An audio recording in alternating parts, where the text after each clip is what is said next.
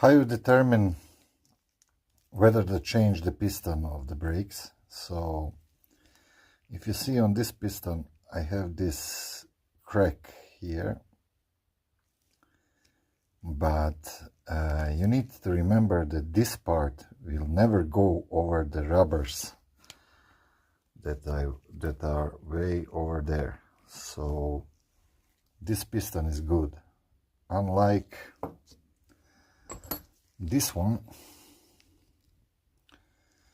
They have pits on the part that will go over the rubbers, and this piston would leak fluid for sure. So this one is for change and this one is not.